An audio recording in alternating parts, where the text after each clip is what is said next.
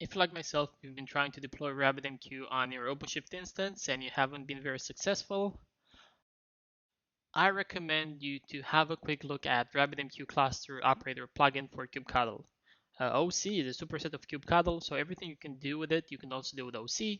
And if you're using OpenShift, at this point, you should be familiar with OC as the command line utility of choice for this environment. In order to do so, we're going to follow the steps from the RabbitMQ page. So the first thing we're going to need to do is install krew, and then we're going to use krew to install the RabbitMQ plugin. So for krew, we're simply going to follow the instructions. Make sure you have Git available on your machine. So we're going to go to a clear terminal, and we're going to start it. This will trigger the krew installation for OC, and then we'll be able to use this command to install the RabbitMQ plugin.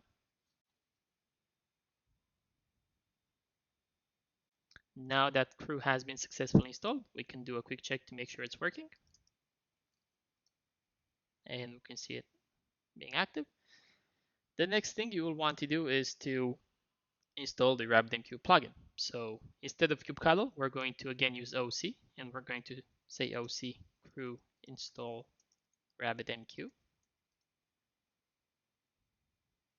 And now we'll see that RabbitMQ plugin is available. Just to check that it works, we'll do an OC RabbitMQ help. You now have the RabbitMQ plugin available on your OC. After this, we're going to have a quick look at how you can deploy your first component of RabbitMQ in your OpenShift instance. With the plugin now installed, it's time to start deploying some RabbitMQ. So the first operation we want to do is to issue the command OC, and we'll use the RabbitMQ plugin. And then we're going to ask it to install the cluster operator. This is the first step towards deploying your RabbitMQ component. Okay, now that the operator is created, we can now start deploying the components we need. To create a custom item, make sure you create the test instance first if you want to play with this. So in my case, I'm just going to create a new project, and then we're going to deploy this instance within this project. So I'll say OC, new project. We're going to call this one rabbitmq demo.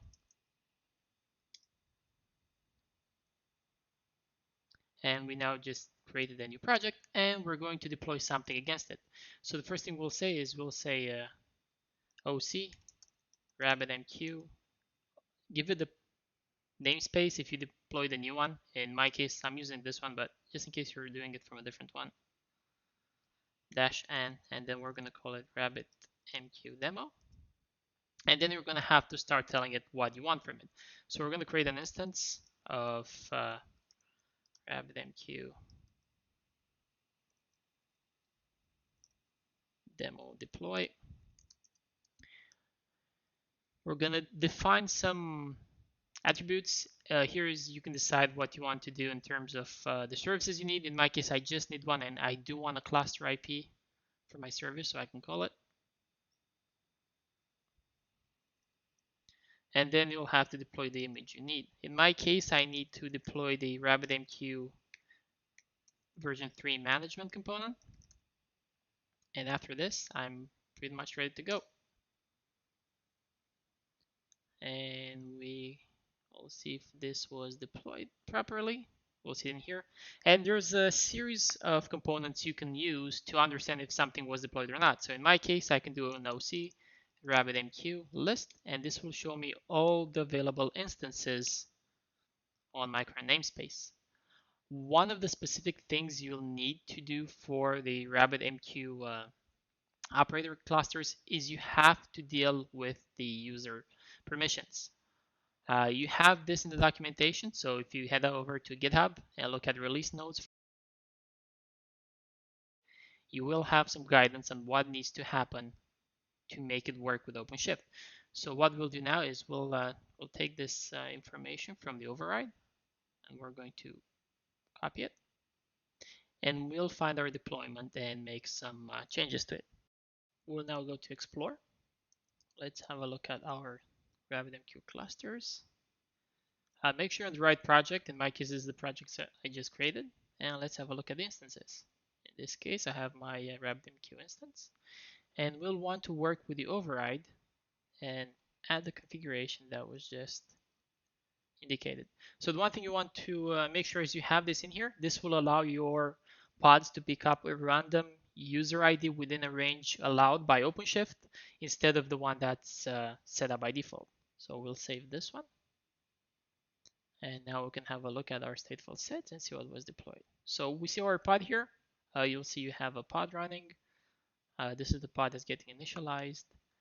In the event stream, you can see that previously you had an issue where a user ID was being selected, which wasn't in the group allowed by OpenShift. If you now go back to your pod, you'll see that this one is slowly starting. You can have a look at the logs when this is running, and you can kind of read all the logs that are being deployed in here. If you want to do more work with your RabbitMQ, I do recommend to continue using the plugin. There is a lot of very useful items in there that you can play with. So one of the things that I recommend is always go for the OC help if you want to see what's happening. There's also a very useful guide in the official RabbitMQ documentation. In our case, let's say I want to have a look at what's happening and I want to connect to the management GUI. We'll start with this command. We'll say OC rabbitmq secrets in our instance. So let's go with OC rabbitmq secrets. And then we're going to use the rabbitmq-demo-deploy to get our secrets. And now if you want to connect to this one with the GUI to see what's happening, again, kind of pick the command you want. So in my case, I'm going to use the OC rabbitmq manage command, which will enable the GUI for us.